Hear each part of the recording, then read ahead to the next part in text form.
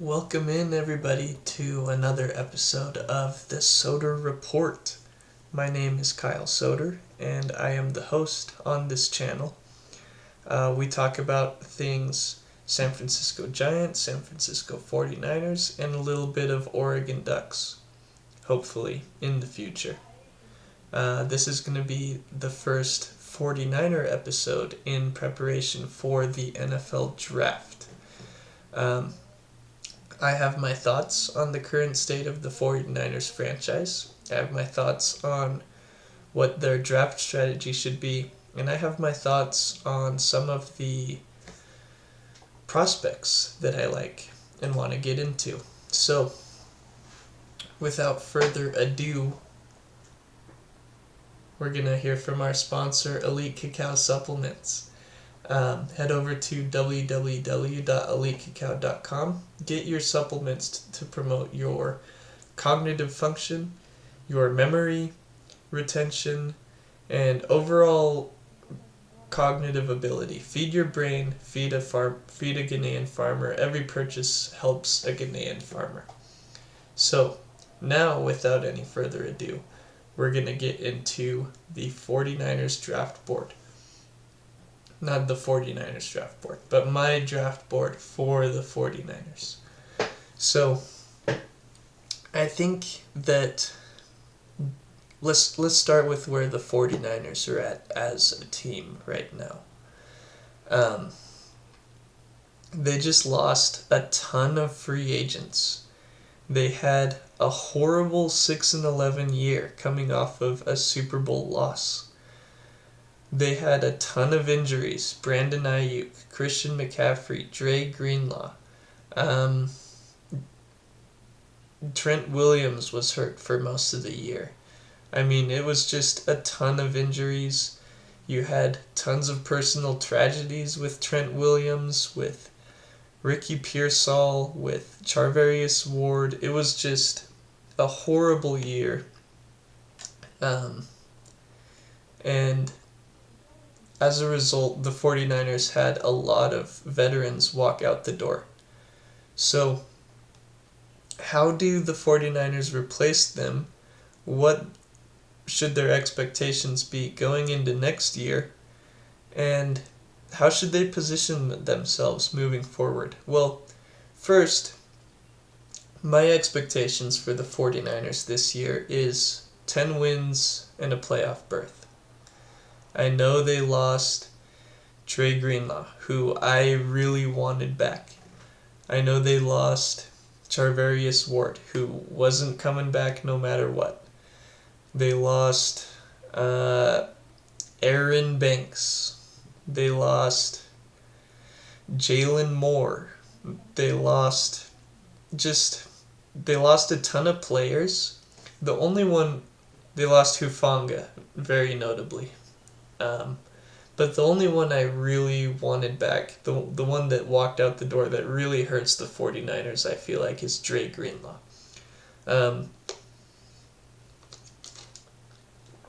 It's my belief that Fred Warner is the brain of the San Francisco 49ers defense, and Dre Greenlaw has been the soul of the San Francisco 49ers defense. And the defense last year looked like a soulless team. They were absolutely horrible against the run last year. And a lot of that, I don't want to be misinterpreted here. There's skill that goes into run defense, but a lot of it is just effort. A lot of it is just hard nose, getting your hands dirty, getting your nose in there. It's going to beat up your body a little bit, but a lot of it is just effort. And I didn't see it from the 49ers last year. I saw it for a few weeks out of Fred Warner, and he got hurt 4 weeks into the season, playing behind a bad D-line and next to Devondre Campbell. So, a lot of players walked out the door. Why do I still think they'll win? They should be expected to win a minimum of 10 games and get into the playoffs. Well, they have Brock Purdy. And regardless of what I think about that, the 49ers talk about him. Jed York said he's a top 10 quarterback. They have their coach, Kyle Shanahan. They have Diamador Lenore. They have Nick Bosa. They have Fred Warner. They have George Kittle, Trent Williams. They have Christian McCaffrey coming back. Are you telling me that that's not a good enough team to make the playoffs? Are you telling me that Kyle Shanahan, this offensive genius, needs more than that to win 10 games and make the playoffs? If that's the case, then something's either wrong with your quarterback or your head coach. And once you give Brock Purdy 50 to 60 million like they're about to do, then it's going to be the head coach that's going to be on the way out. So I think Shanahan and Lynch's seats are hotter than most people think they are. Because as soon as Brock Purdy gets that contract, Jed York is going to force that to work. We'll get into some deal structures later. But I'm not going to talk about Brock Purdy right now. I believe there's 4 elite quarterbacks in the game, and I think we all know who those are. So we'll talk about him later and what should be done with his contract. Because there are ways to pay him a reasonable amount that no one's talking about. Anyway, let's get into the draft. Because even with those guys that I named off earlier, I didn't name Brandon Ayuk because we don't know when he's going to be back. The 49ers say it's week 1, but we don't actually know. And the other thing we need to consider when it comes to the draft is Trent Williams going to be on the 49ers next year? He had real life happen. That has to be taken into account. That's going to be more important than making X amount of Pro Bowls. So John Lynch has stated over and over that Trent Williams is going to be on the team. He's motivated. He's ready to go. He said the same thing with Joe Staley so that they could be in a better negotiating position, which I don't fault them for. That's just good business. They got Trent Williams out of it. So I'll say this about the draft. If they get a tackle in round 1, that's a good move. You could say that they're thinking a year ahead, which is a good move. If Trent Williams does not retire and they take a tackle in round 1, good move. Good job, 49ers, for thinking ahead. But they haven't done that in the past, so we'll have to wonder if Trent Williams is actually going to be on the team, should they take a tackle in round 1. But with my draft board, I found it hard to rank prospects from 1 to whatever. So I put them in different tiers. I've got 3 different tiers of prospects for pick 11 that I'm looking at. And then I have an avoid category. So I'll start with tier 1. And I'm going to name all of these people because there have been rumors of the 49ers trading up in round 1, which I would be completely against. I think they should trade back rather than trade up. But that's my opinion. Anyway, I've got Abdul Carter, Travis Hunter, Armand Membu. I think those 3 for sure are gone by pick 11. Mason Graham, there's a very, very small chance that he's going to be there at 11. He's been falling a little bit in recent mock drafts because his walk-around weight is much it's much lighter than his playing weight, and he didn't test the greatest, which everyone knew that, but he's still getting dinged for that. But I think that Mason Graham is a tier 1 prospect, and I would be absolutely ecstatic if the 49ers got him. Another tier 1 prospect. Let's see, I've got 4 more tier 1 prospects that are a lot more likely to be there at 11.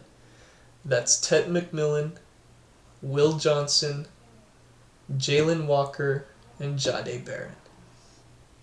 Now, there was some news that broke in the NFL very recently about Derek Carr having a shoulder injury and potentially being out for the season.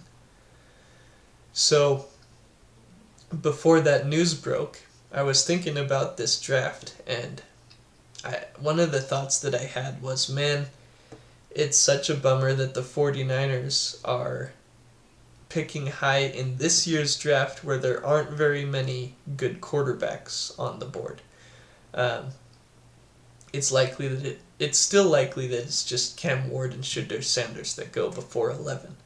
But it's definitely not out of the realm of possibility that Cam Ward goes number 1 to Tennessee, and then Shedeur gets picked up either at number 2 with the Browns or number 3 with the Giants.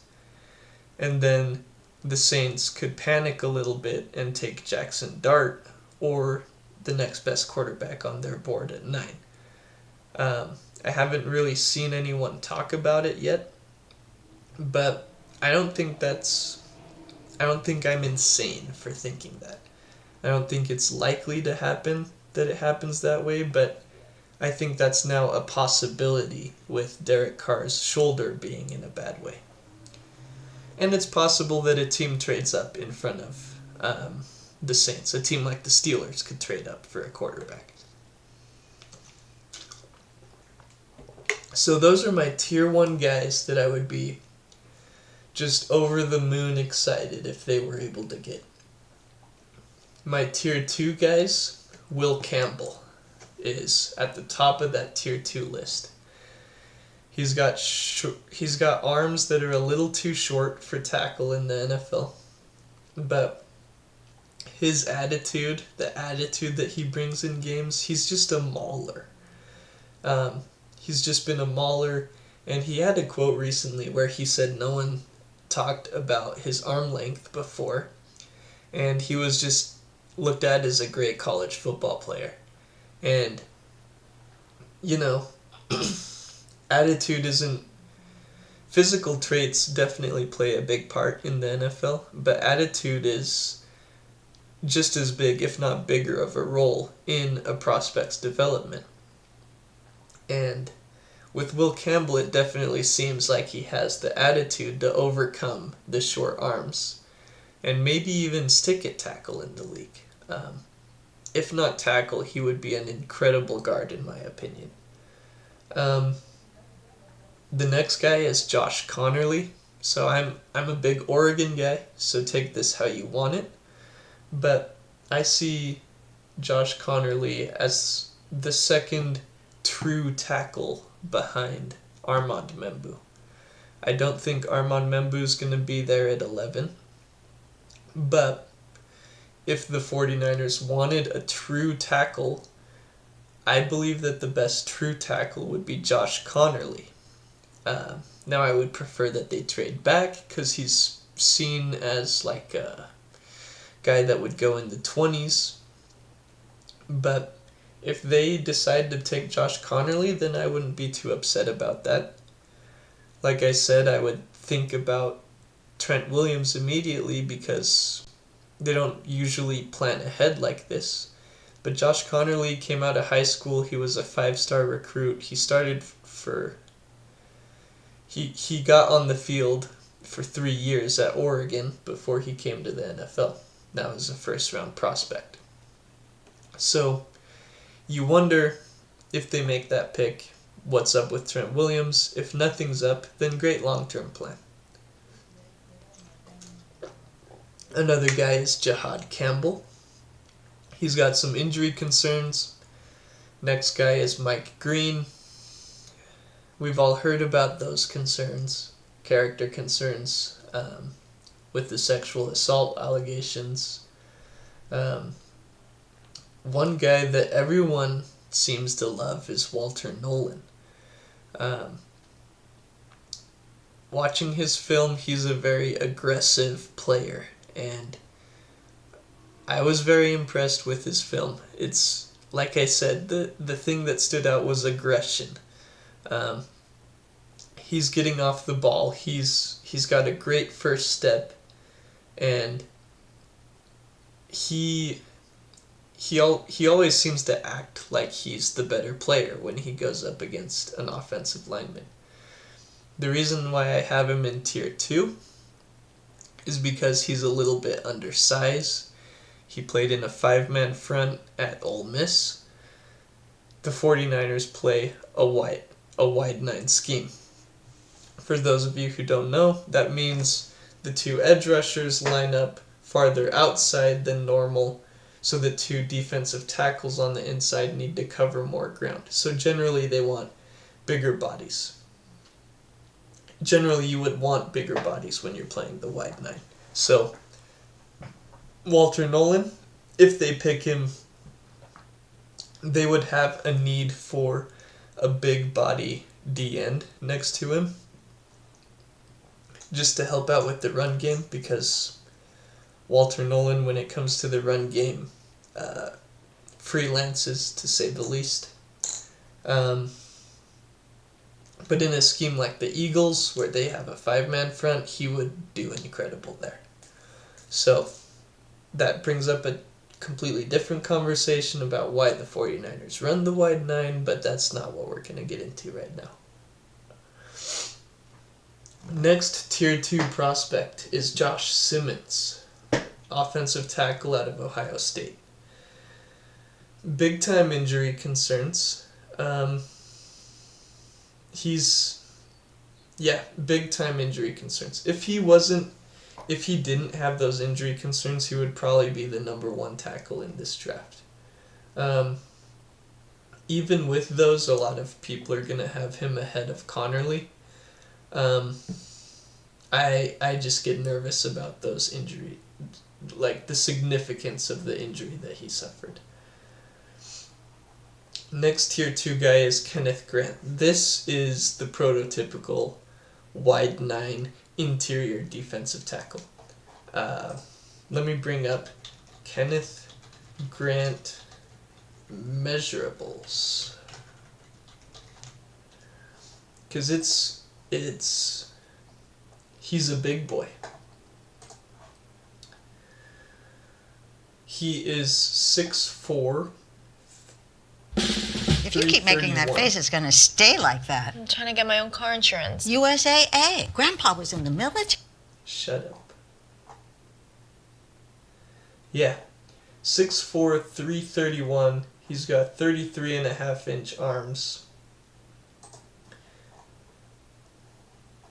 I think this guy is the perfect D-tackle for the wide 9 system. So the concern is that he was playing next to Mason Graham, so you wonder how good both of those players are without the other. Especially when they come to the 49ers, because they're not going to have anyone next to him. But Kenneth Grant would not be upset at all at that pick. Next guy is Luther Burden, wide receiver. After him is Shamar Stewart, edge rusher out of Texas A&M. Athletic freak, very raw, very athletic, very low production in college. He only had 4.5 sacks in 3 years. So, we hear a lot about Chris Kasarik being able to coach guys up. With a good D-line coach, you would trust him with a guy like Shamar Stewart. I'm not as high on Chris Kaserik as a lot of people are. We see all the videos of him yelling at practice, but you know, he's gotten some good play from a couple of guys, but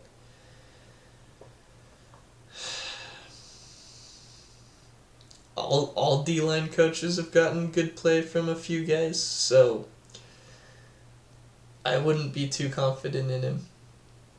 Probably my favorite guy out of this Tier 2 list is James Pierce Jr. Some character concerns as well. Talking to some Tennessee Vols fans, well, let's go back in time a little bit first. So, end of the 2023 college season, James Pierce Jr. is projected to be what Abdul Carter is now. He was supposed to be the best edge rusher coming out of the draft this year. But he had sort of a down season. And talking to Tennessee Vols fans, he played a very conservative style of football last year, making sure he doesn't get hurt so that he can come out in the first round to an NFL team. So, if you've heard about the character concerns, that's what I have heard from other people. I'm not in the draft rooms, obviously. I'm not meeting with him at the combine or any of that. But you hear that and you wonder, okay, how would that fit in the 49ers locker room? How would that fit in any locker room? Well, let's say the 49ers draft him. Let's say the 49ers draft him and he's their starting edge next year. As a rookie, you would figure that he has something to prove. You would figure that he would bring everything he has, especially just for the duration of his rookie contract. And then at the end, he might, once he gets paid, he might pull a Nick Bosa and sort of pack it in a little bit after and play a little more conservative. But for that rookie contract, he should be giving it his absolute all, you would figure. So, ideally with the 11th pick in the draft, you want a foundational generational talent. And what I just described isn't really that.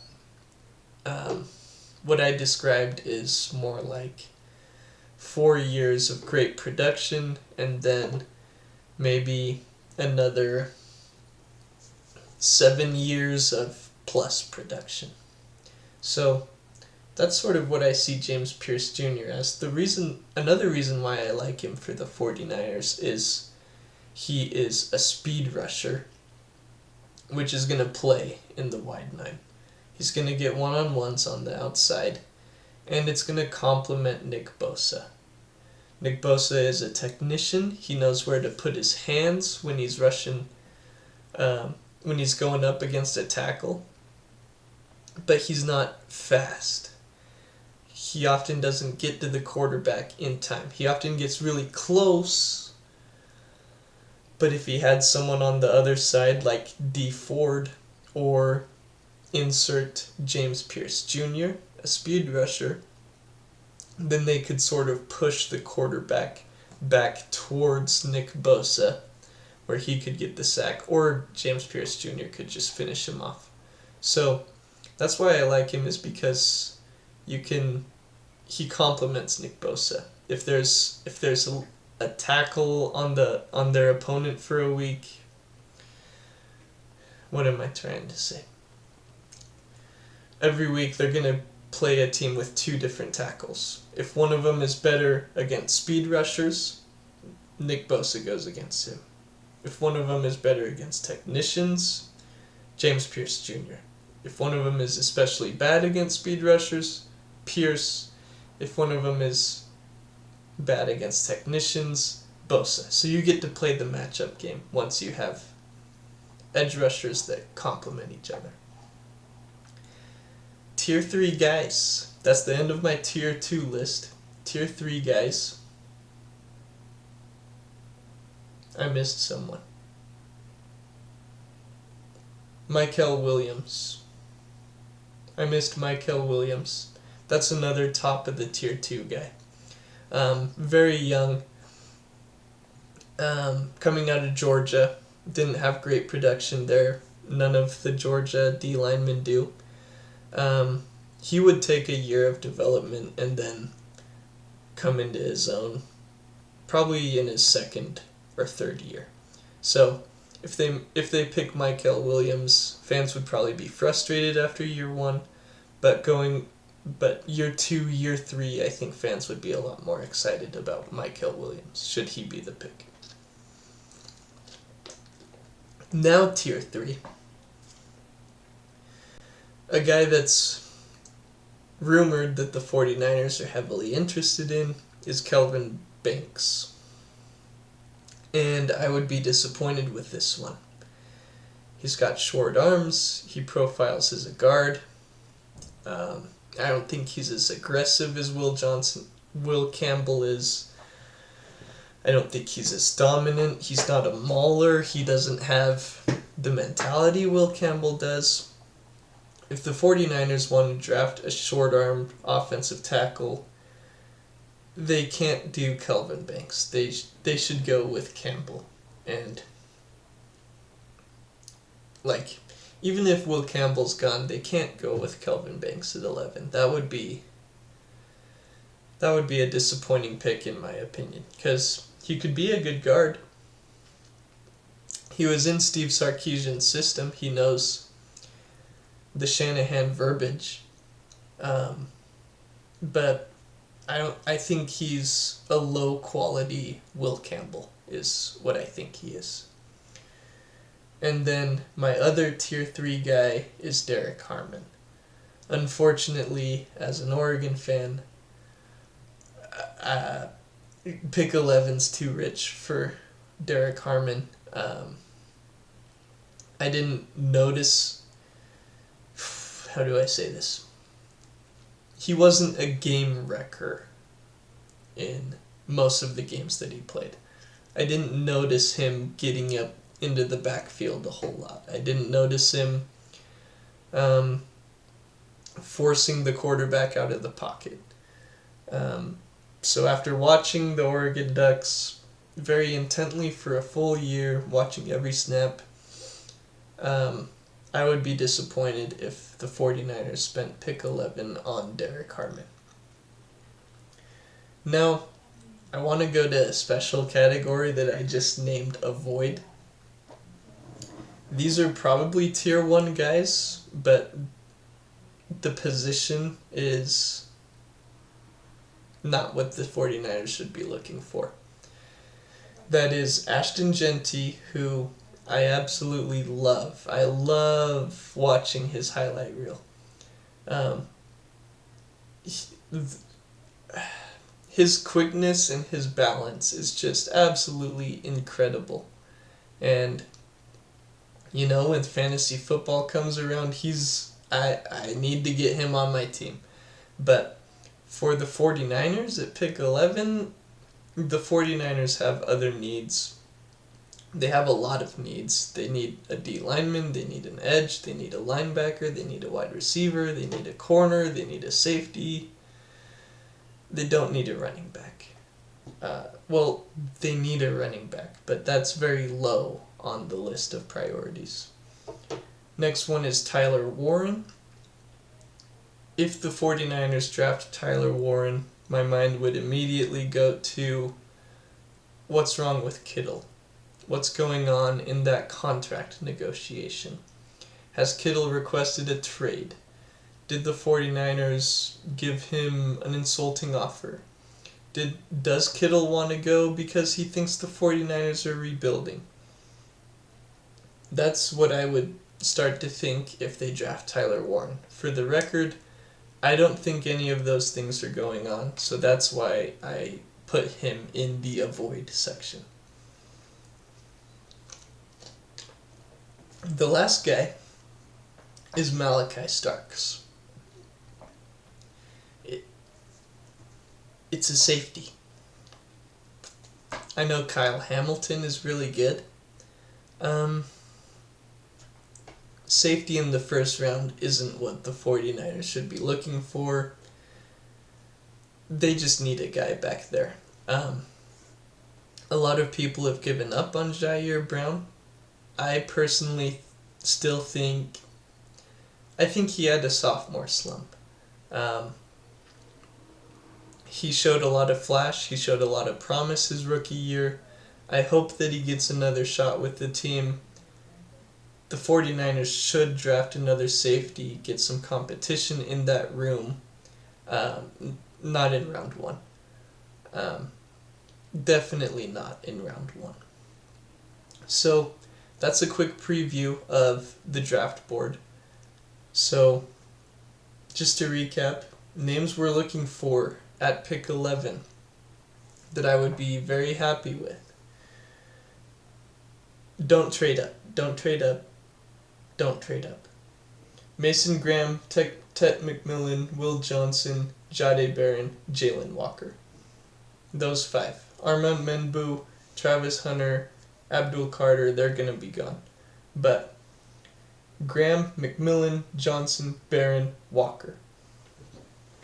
If one of those 5 guys ends up on the team, the 49ers are in a great spot. They need to have a great draft overall. Let's also say this really quick. The 49ers have a bunch of holes. And they're not going to fill all of them in the draft. The 2023 San Francisco 49ers had a lot of holes. They went to the Super Bowl. Let's look back on the team. Right tackle, Colton McKivitz is still getting criticized. He actually played well last year, believe it or not.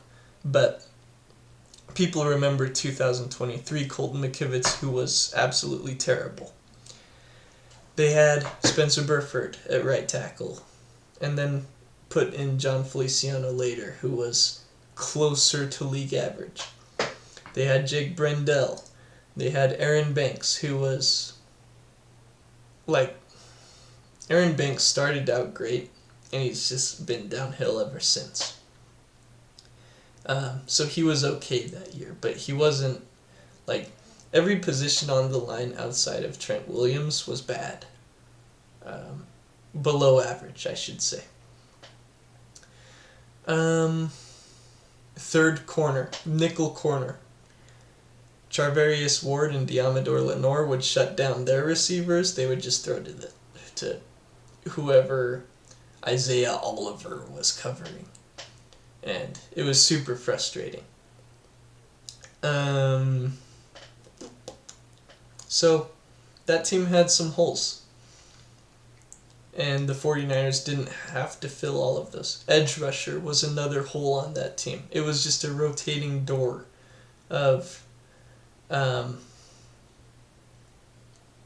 who was it? It was Drake Jackson to start the year. They found out he wasn't it. And then it was that guy from the Broncos. They gave up a 7th rounder for him.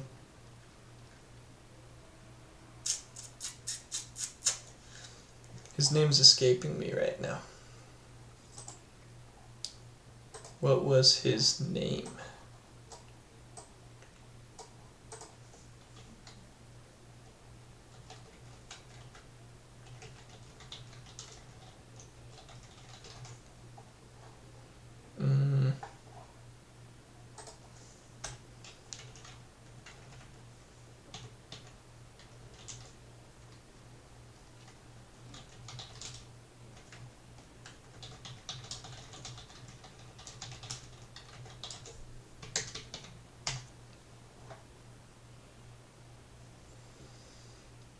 Randy Gregory. They went from Drake Jackson to Randy Gregory to Chase Young, and none of them worked out. Chase Young had effort issues in the NFC Championship game. No one talks about Javon Hargraves' effort issues in the same game, but hey, that's how it goes sometimes. But Javon Hargrave, another guy they lost, which, don't let the door hit you on the way out. But that's my thoughts. If the 49ers have a solid draft, then I think they're right back in contention to actually win playoff games. If they have sort of an average draft, or even maybe a little bit below average draft, I think they should get to the playoffs, just with the team that they have constructed. And I think that's a major issue with either the coach or the quarterback if they don't reach the playoffs. So, those are my thoughts. Let me know what you guys think in the comments, and have a great day.